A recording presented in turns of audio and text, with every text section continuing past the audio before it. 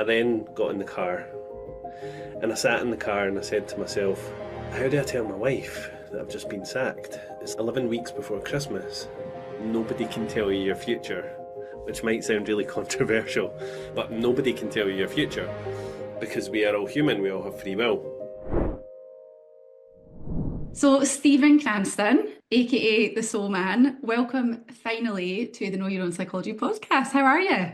Ah, I am well, I'm good. It's nice to actually get to do this. I know we've been talking about it for a really long time, so it's just lovely to have you on and get the benefit of your knowledge and wisdom around mediumship. So, I'm just going to kick on in and start. So, first of all, if you can just kind of tell us who you are, what you do, and why you do it. So, my name is Stephen. I don't know why I'm here. Laura asked me to come here, and I'm joking. Sorry. So, I am Stephen Cranston. I am also known as the Soul Man. I have kind of gained this nickname over the last decade or so, and it's because I work with souls, I guess, both incarnate and disincarnate.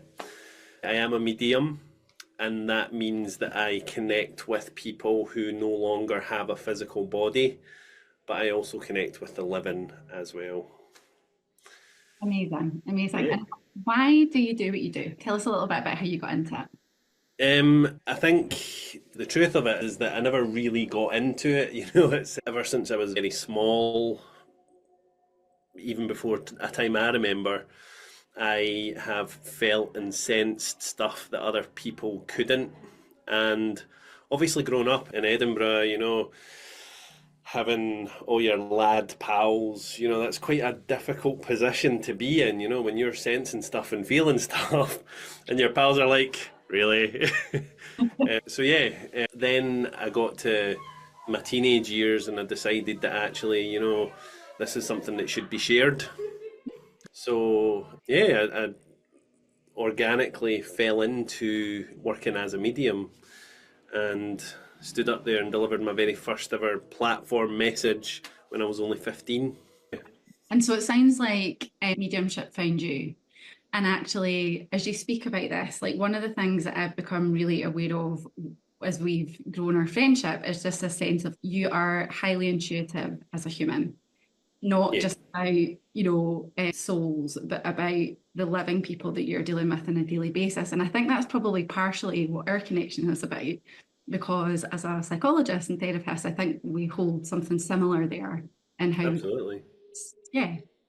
Yeah, I would agree with that. I think that I am just naturally someone who's interested in other people. I just want people to be well, do well, to have a good life, and to be the best versions of themselves that they can be. So, yeah, I guess my role and your role kind of coincide in certain ways. Yeah. Yeah. Okay, so let's dive into it slightly more. So, for those who have never come across a medium before or mediumship, can you explain what it means to work with people as a medium and the sort of range of things that you might be involved in? Yeah, so I think there's a very clear divide between the work of a psychic and the work of a medium. And I think that can often get mistaken. Of course, mediums, they can connect with the energy of physical people. And that's when you would be connecting with someone, I guess you would call it psychically. But essentially, you're really connecting with a soul with a body, or a soul that has a body. So if I was working with someone in that capacity, that would be a very different thing entirely. I would be perhaps speaking about things, events that have happened in someone's life in the past, things that are happening now, and a potential outcome based on the decisions that they're making because they have free will. Nobody can tell you your future, which might sound really controversial, but nobody can tell you your future because we are all human, we all have free will. On the other side of that, we've then got the role of a medium, and the role of the medium is purely and simply to prove the existence of the human soul. It's not to give life advice from people that have died. It's not to, say, oh, I've got your granny here and she's telling you to sell your car, or, you know, split up with your man. You hear all these crazy stories, but my role is to give someone enough evidence so that they can walk out of that door without any kind of reasonable doubt in their mind that wasn't their loved one, if Yeah. that makes sense. So, Yeah, and I love that idea that actually you're not dishing out life advice. You're not, predicting a future or saying you have to do this thing. And you've got some like kind of quite crazy stories of where you've had people who've made massive life decisions off the back of readings before, haven't you? absolutely. Do you know what? I think, do you want to hear the stories? Oh, I could tell you one. So, one is a gentleman, and I assume that this gentleman, obviously, I'm not going to tell you that gentleman's name or anything, but I assume that that gentleman was perhaps going through a very difficult time in his life at this point. He had always wanted to go and live in Canada, and his mother had passed away. So he was very vulnerable. He went for a reading with another medium, maybe someone who isn't as understanding of when people don't need a reading. And they've said, I've got your mum here. And without giving enough evidence around who his mum was and all the rest of it, said, why am I seeing the Canadian flag? So then he says, oh, well, I want to go to Canada. I've always wanted to live there. And the medium said, well, your mum's saying go. So that man very sadly went to Canada, made that massive leap of moving his life to Canada, gave up his house, done all of this crazy stuff, right?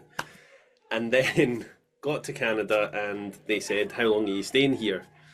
And he said, well, I plan on living here permanently.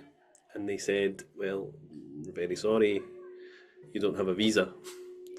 So he was obviously detained and sent back. But he obviously at that point hadn't done enough homework to. And I don't know how much of that can be validated. Of course, I'm only sharing secondhand what he's told me. But that's just an example of someone who has been told to do something, given life advice, and then went and made a crazy decision. yeah. A crazy life decision. And that's only one thing. Well, and I think that's it. And I'm sure you'll have many more stories, but I guess it speaks to two things. One is the importance of like ethical practice, and secondly, the importance of understanding your power when someone is particularly vulnerable, I think. Absolutely. And we're going to come on and talk about that a bit more because I know you have some really strong views in it, Stephen. Okay, just moving on slightly now. I've told you before that I am a healthy skeptic, right? And you've never read me. We've got to a point where you know too much about my story anyway that I wouldn't be able to sort of relate to it necessarily because you know too much. But as a psychologist, we are science-based practitioners. I'm always looking for the evidence base. But I also think it's possible that we don't know everything. And Yeah. actually, science will tell us that energy is neither created nor destroyed, and that it simply transfers form. And so I would ask, can you just say to somebody listening who's perhaps skeptical, what would you say about that in terms of the, essence of life after death? Yeah, I get asked that question a lot, and I answer it in many different ways, I guess. I would answer it in a few different ways. And the first one would be, have you ever sat with someone who's died? And the essence of them, the laughter, the joy, the everything that made them stops. It has to go somewhere. You know, Yeah, the laws of physics tell us that energy cannot be destroyed, it merely changes form. So when that physical body dies, all our thoughts, our feelings, our emotions, our energy, our memory, it has to go somewhere. yeah, And the other way that I would explain it is, 200 years ago, they used to screw nails into people's heads to release pressure, thinking that was the right thing to do. yeah, All of this crazy stuff that we used to do and I think where we're at right now, I think science just hasn't caught up with energy. yeah. And I think that one day it could. It might. And, just as you speak about that, I mean, obviously, you know my story and that I lost my husband and was there as he passed. And there's this really palpable sense of his consciousness was there 1 minute and gone the next. And where did that go? You know? Um, Absolutely. so I think it's just, there's maybe people listening who are skeptical, and I just think it's important that we always keep an open mind because, as you say, things change, evidence presents itself, and actually, there are many ways in which this might also offer comfort to people. And so that's why I wanted to shine a bit of a light on it. Yeah. Now, I feel I should also be honest and say that despite my skepticism, I told this story at a presentation I did for you last year, didn't I? That on my husband's second birthday miss, I dropped my daughter off at school and I was driving past your shop in Broxburn and had this sort of urge to go in.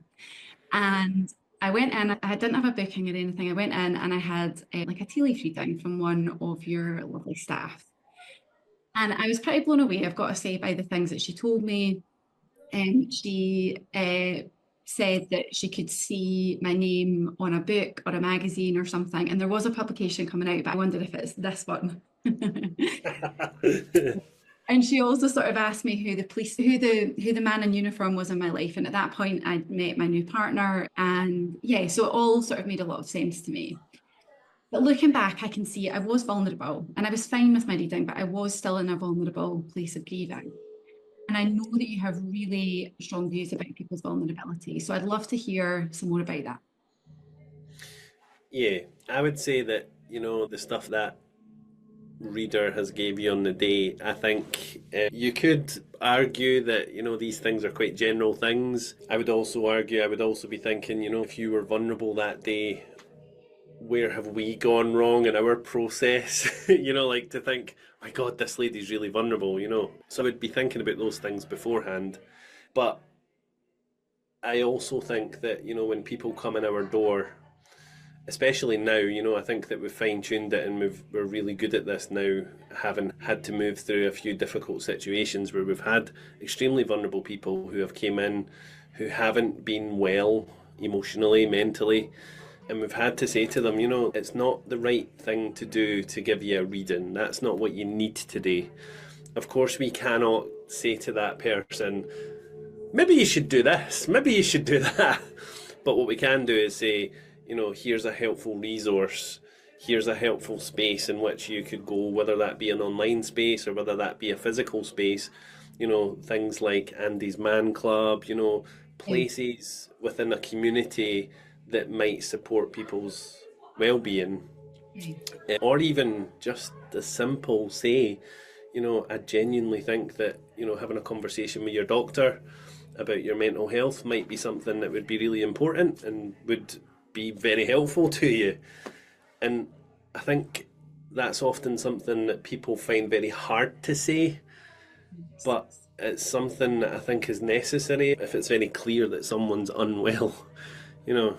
For sure. And I mean, just to be really clear, like I was absolutely fine with my reading. So as vulnerable as I was, like I wasn't in a place where I needed sort of that level of support. But I think it's lovely to hear you talk about it that way, that actually we do need to think quite carefully about what we're doing with people. We need to sort of understand. Absolutely. And similarly, sometimes people will come to me for private therapy and it becomes very clear almost immediately that I, as a solo practitioner without a team round about me, it's just not actually the right thing for them, and you signpost on. And I think you and I have sort of collaborated on that a little bit in terms of, being able to pass people to me if we feel like I might be able to help support. And I just think it's lovely to hear that you're really thinking about ethical practice. Yeah, And I know it's that, so important. yeah, yeah. And I know that you know people who are not practicing ethically, a bit like your guy who had the reading or, yeah. And do your clients, how do they normally respond if that's the kind of thing that you have to do? I think as long as something is done with kindness and compassion and care, genuine care, I think that the person always responds in a very understanding way. And I think in that case, I would have that conversation. The readers who work with us, they would tend to come to me and say, Stephen, I need a bit of support with this. I would then say, hey, come on, let's have a wee chat, and say to the person, the reader's really worried that, the things that they say to you might be things that you go and make big changes in your life, or, you're perhaps really vulnerable right now, and How does that make you feel? How are you feeling about that? And the person would usually always say, I don't know what I need. I don't know what I want.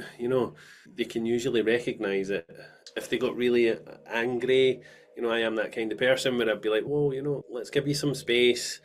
Let's get you a cup of tea and we'll revisit this. We'll chat about it in 5 minutes. Yeah. But most of the time, 99.9% of the time, we're able to signpost people really well. And those people often get the help that they need. And then they come back usually and give us like a box of chocolates or flowers and say, hey, thank you so much. And I'm like, you better not be here for a reading. And they're like, no, I didn't need a reading. Yeah, love it, love it. And I think it's that sense of, as a professional, recognizing what someone else needs, even if they don't. Yeah, yeah, yeah, yeah. What is the unmet need here, and what do we need to do to offer them that? Just as we're talking, like it's a lot to hold, I guess, and I'm interested in what it's like for you as a medium and as someone who's, in psychological terms, containing people's emotions and the most challenging life events in their life. Like, how do you cope with that? How do you manage that? I always make sure that I speak to the people around me about what's going on for me. I've got some very close, very good, trusted friends who, and my wife as well, obviously, where I can sit down and say, I've had a really hard day at work today, and these are the kind of subjects that we were speaking about. Because I have people who, come to me who have maybe lost an infant or lost an adult child or lost a spouse or, there's a complex range of different things that people have been through. So to be able to speak to people and to be able to, I guess, let go of some of the pressure that accumulates within my own self is important. And doing things as well that make me feel good. So listening to music, dancing, being out in nature, walking, doing all these things that make me feel good. So Actually, if anyone wants to go follow Stephen on TikTok, you do a lot of that dancing and walking and chatting on your just a TikTok. bit. Okay, okay, no, that makes sense. And it kind of leads on nicely, I think, to some of the values that I think drive your work, which seem to be about kindness. Can you say a little bit more about that? Yeah, I think that kindness is everything. And with kindness comes communication. And if I am always coming from that place of understanding with every single person that I come across, regardless of their background, regardless of who they are, where they've been, what their situation is, if I can come from a place of genuine understanding, then and be kind to whoever that is, it opens up communication on all levels. I think so many people can be judgmental of others, so many people can be not so kind, which then drives disconnection. So kindness essentially drives connection, and I think as long as we're always mindful and think, be truly fascinated what course of events has led that person to think, act, and behave the way that they do, and understand them and treat them kindly, then the Yeah, world is a good place. yeah. And I think it's so lovely to hear you say that. Like the world is actually good. And it's hard when we've got all sorts of things that are happening across the world at the moment and war zones and countries where people are being persecuted just for being where they are. And I think Absolutely. it's so important, I think, to remember that the world is good and that we can be a force for good in it. And actually, that connection, I think, is what people are coming for, right? I came to your office that day because I wanted to connect with someone. And I probably felt like I wanted to connect with my late husband, but also I just wanted to connect with some positivity. And so I think it's just important to understand that and offer some of that out to people, right? Absolutely. Yeah. And you'll get that in bag loads here. Like the way that we run the team, the way that we speak to customers, everything is just positive, and that's how it should be. Yes. Because I there love is good that. everywhere. Exactly. Okay, Stephen. So moving on. So just on that point, I mean, you are so easy to chat to, one of life's, I think, happy-go-lucky people. You just have that aura about you. And yet, in your book, which I will link in the show notes, you tell a really compelling story of not wanting to be here anymore after a particularly or during a particularly dark period of your life. Can you just walk us through your own mental health journey?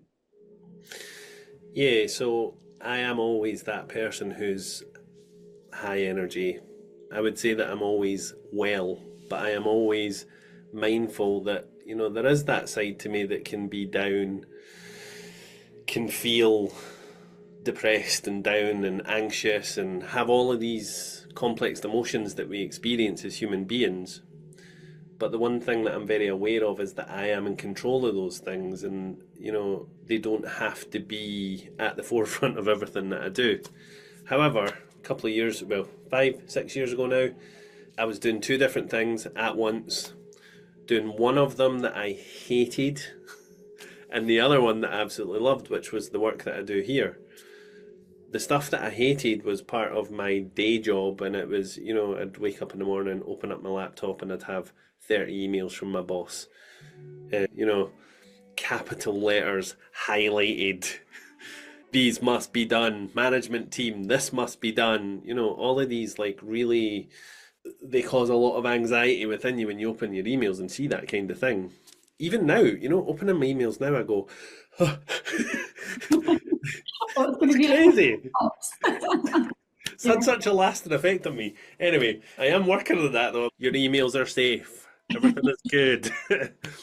So anyway, I was juggling these two things, and I found myself to be in this space where I wasn't coping with my day job. But I knew that what I needed was I needed the money, and I would never go off sick or anything like that, because I have a family to support and everything. And I had a conversation with my boss because, being the person that I am, I'm a very open and honest person. Even if it feels uncomfortable, the truth, I'll always talk about it. And I said to my boss, I'm really uncomfortable. I'm not coping well with work right now. And she said, okay, let's park that and let's look at that at your next one to one. Anyway, fast forward, my next one to one came, and she sacked me on the spot. She said, and obviously I am to blame. I'm not saying for a minute that I wasn't to blame, because I wasn't doing my job properly. I wasn't coping well with it. So it was no surprise, but I did say, retrain me, help me, support me, do whatever. And the circumstances of it don't matter, I guess, because I can understand that, that was my fault. However, what mattered was the human interaction, because when I walked away from that office, I then got in the car, and I sat in the car and I said to myself, how do I tell my wife that I've just been sacked? It's 11 weeks before Christmas. And then I'm looking at my phone, waiting for a text message from my boss saying, listen, Stephen, that was a bit hasty. We acted inappropriately there. We're really sorry. Come back. That I was expecting that kind of thing. Because anyway, I'm not even going to go into the ins and outs of that. Yeah. But things, although I was very honest, it wasn't reciprocated on the other side. So, long story short, I then found myself driving to the Forth Road Bridge, not thinking, Yeah. and this is a disclaimer, if anybody, is maybe triggered by thoughts of suicide or that type of thing, don't watch this bit. Or fast forward. Do watch, but fast forward. So, I found myself at the Forth Road Bridge, not wanting to even contemplate suicide, but just to go for a walk. I needed somewhere where there was fresh air and it was going to feel, Yeah. take away the crap. And then I found myself to be standing at the edge of the bridge, and I found myself to almost feel like, the wind started pushing against my back, and I'm thinking to myself, is this a sign? Should I be jumping? Because that would end all the pain. I wouldn't be feeling the way that I'm feeling right now, and how am I going to tell my wife, and blah, blah, blah, blah, blah. So anyway, gladly, I remembered this story about the Golden Gate Bridge. I don't know if you've ever heard it, but that story where they jump off the Golden Gate Bridge and there's instant regret. So I'm thinking about that, and then I'm like, okay. And then I felt this invisible force, this knowing, this understanding that wasn't my own, pulling me back from that. And I can't describe what that is. I'm not even going to try to. But I stepped away and I started walking back to the car. And as I walked back to the car, I phoned my wife and I said to her, I love you. And she was like, I love you too. Where are you?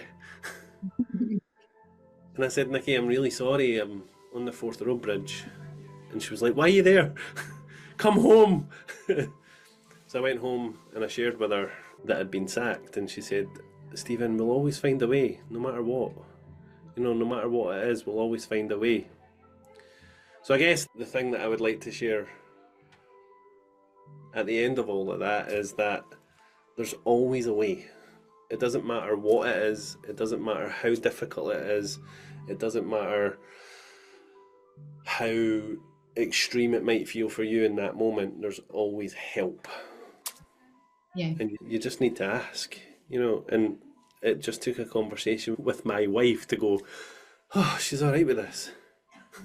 She was like, Stephen, I'd rather have you than you not be here.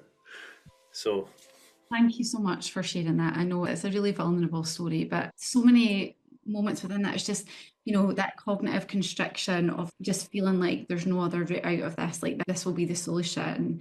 And often, as you have said, when you ask people who have been suicidal, who then don't complete suicide, they will say, I just felt it was the only solution. And your wife, that connection, and her saying, there's always a way. And just reminding you, let's expand our mind again because we've got so constricted in the way that we're thinking about this. And it's just so powerful. And I really value you kind of sharing that because, I'm sure many people listening will have had dark times too. And I think you also shared that story in your book. So if anyone wants to read a bit more on that, you can do that. Um, okay, on to recent events. So you have recently featured in a BBC series called Paranormal. yes, we did. Oh, tell us a little bit about being on the telly and what it's been like. Yeah. So obviously we were approached by the producers of the show. So they'd been doing a lot of research over the last couple of years. This, I guess you don't know this part of it, but they'd been doing a lot of research over the last couple of years, and they'd been finding that, the more and more people they spoke to, because there's a lot of mediums out there, Laura.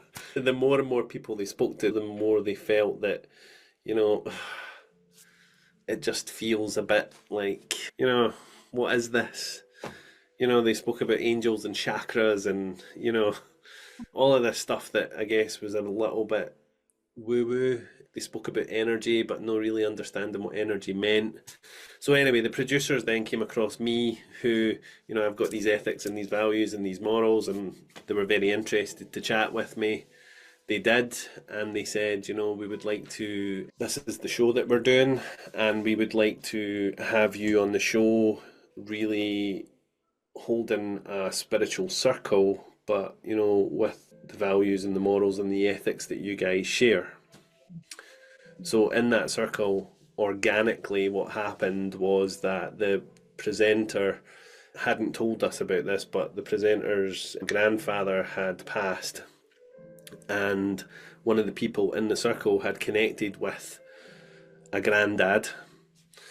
So I had said, be very careful, don't share any information. It's really important. Just say yes or no. Yeah. So she stopped, and the information, it couldn't be validated. So I had to very quickly say, this information can't be validated. It's not a viable connection. So what we need to do is move on from that. And the producers were quite shocked. Because they were like, well, but it was a granddad. And I'm like, yeah, but every granddad has grey hair. How many granddads don't? It's very rare for a granddad not to have grey hair. There wasn't enough tangible information there to be able to say that was that person. Yeah, and I saw that moment, and you were very much, please don't say another word, please stop, and we'll see if we can validate this information. And then you were keen to say, actually, we can. And it's really interesting because I think human nature is that you want to make those connections, don't you? You really Of want to, course you do. You want it to be your person, don't you? of course, both as the reader, but also as the person receiving that. And yeah, it just felt so ethical that you were like, nope, that's that, let's move on. What I'd love to ask you is what it's like for you when you do validate like really sort of niche pieces of information where even you're like, whoa, like that sort of goosebump moment. Can you tell us an experience of that? I think it happens every day in my practice, if I'm honest, because when I sit with people or I say to them, it's very important that I know nothing about you. So what I would say is before we even start today's sitting, don't tell me anything. All I need from you is yes or no. And then I go on to explain, how long the session will be, blah, blah, blah. But from the very outset, it's just say yes or no. Then I'm sharing information, and the person's, oh my God, and I'm like, don't say anything. A lot of my day is, don't tell me. But, at the end, people tend to want to share. And when they share with me, I'm like, wow, that's really nice. I don't need to hear their story and I don't need to hear what they want to share, but it's really nice to hear that, these really profound pieces of information make sense. And, I'm not just talking about, I've got your grandmother here. I'm talking about, I have a lady here. And this lady, she shows me where she's this specific age. This is the look of her hair. She has this colour of eyes. You and her shared a memory when you were a little girl or a little boy, and this is what that memory is. She shows me that she would have worn a specific type of clothing. Why is she saying something like, I don't know, say Tasmanian devil. Spoke about that in the book. Tasmanian devil. Why am I seeing the Tasmanian devil? Because that's the code word. So it's like all of these pieces of information, and you see people literally sitting in front of you like, oh my God, oh my God, oh my God. Yeah. Because they've not told me any of this information. Yeah. So does that answer your question? It does. Just waffling. No, it does. I think that's really powerful. And, I'm just, as I'm reflecting, listening to you and thinking, like, what's the purpose of it all? And, I'm just keen to hear, I have my own views on what the purpose of what you do is, but what do you think the purpose of what you do is in the end? So I believe that not everybody should have a reading. And I believe that every single person on this planet has to have a grieving process. And I believe that grieving process should be done before they even think about the thought of seeking a medium. And I know that the grieving process is never really done, but I think that those initial stages of grief, people should certainly be through those first. Then they've got that very rational thinking mind where they're then able to say, okay, they can understand the information, they can logically put it together, and that they can say yes or no without having that, I need to hear from my loved one. Then my role is to help the person on this side of life heal.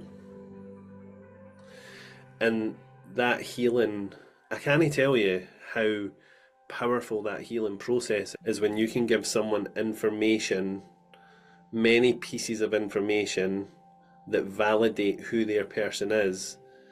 That person's then able to heal and know that their loved one is okay and that they have survived death. Because we all survive death. Yeah, and I think it's so interesting hearing you speak about it, because in my head I'm like, you're validating and you're offering comfort. Absolutely. And it's just kind of, people are so desperate for that in those early stages of grief. I think that's really important, isn't it? That, you're covered for everything, but that you're not in that acute phase of just grasping at whatever someone's going to tell you. Yeah. And Laura, there's often times as well, and I think it's important to share that, there's often times where people sit in front of me and they think that because I am the soul man, I can bring forward their people in the spirit world. But there's the other part of things as well that I guess people don't necessarily think about, and it's that person who's passed. What were their beliefs in life? Because they might have religious, moral beliefs that say, well, actually, I don't want to communicate after death. And a good example of that is I worked with a lady quite recently who is Muslim, and her culture dictates that speaking to the afterlife is not good. So I was very aware of her dad, but I said I can't give you any information that would validate that because your dad doesn't want to talk. But what I can tell you is that he's all right. I can feel him there, I can sense him there. but I can't give you enough information that would then put that rubber seal on it and say that's definitely your dad. And there's often times when I just sit with people and I say, listen, this is obviously not meant to be. You're not in the right space for this. It's important that we stop. Yeah, no, absolutely. And I guess, it's important to consider, isn't it, the cultural aspects of it as well and how that Yeah. impacts. Okay, Stephen, next question. What is next for you? What is on your cards? Well, so I'm training as a psychologist. I'm not, I'm joking. We'll leave that to you. No, so next on the cards for me is I want to speak to more people, have more conversations about the work of a medium and what role that has in the healing process for people, what role that has in our society today. We're not fortune tellers. We're certainly not there to give life advice. We're there to give information, to validate whoever it is, to give comfort to people and help the healing process.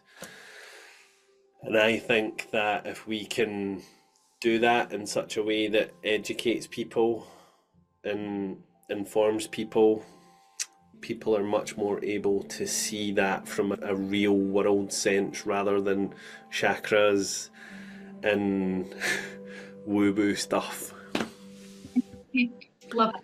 Now, So sorry, when you go. no, that's what I'm saying. So that like that, yeah, that's what we want to do. Just speak to more people, get the word out there more. Okay, so just educating people on what it actually is as opposed to. Okay, we have a tradition here in the podcast of asking people what you think you now know about your individual psychology that maybe you didn't know in the past. Interesting question. Didn't like this question, but no, I do like this question. Sorry. No, that's okay. So that question, I think the answer to that is that Stephen 20 years ago and Stephen now are two very different people.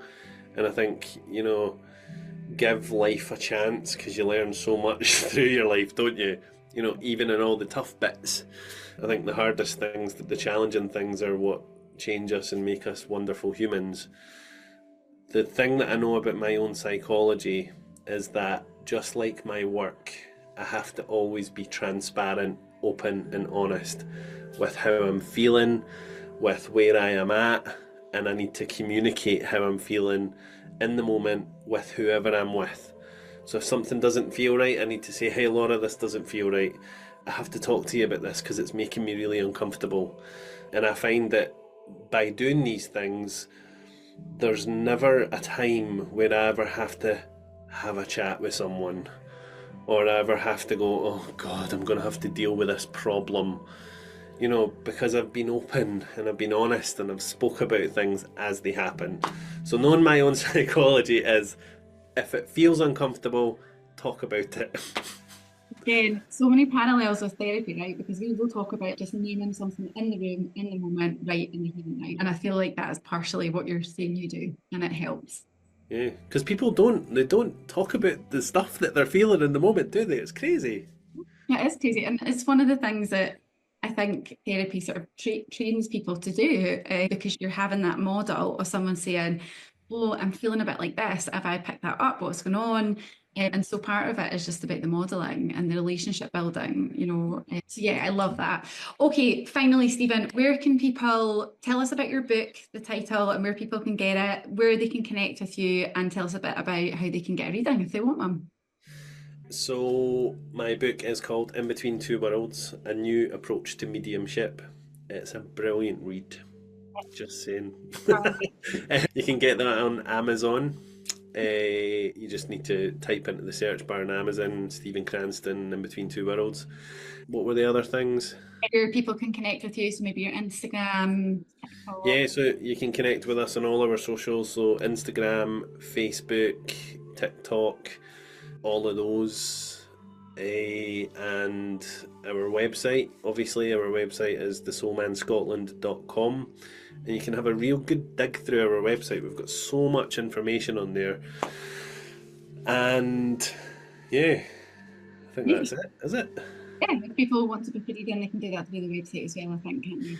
Yeah, I would say, yeah, have a look, and if it resonates with you and you feel drawn to want to work with me, then of course. But I'm not here to say, book in a reading with Stephen. Not at all. It's like any service. If you're drawn to it, go for it. Love it. Stephen, thank you so much for being here with us today. I've loved the Thank you. conversation and I'm sure people are going to get a lot of value from it. So thank you. Thank you.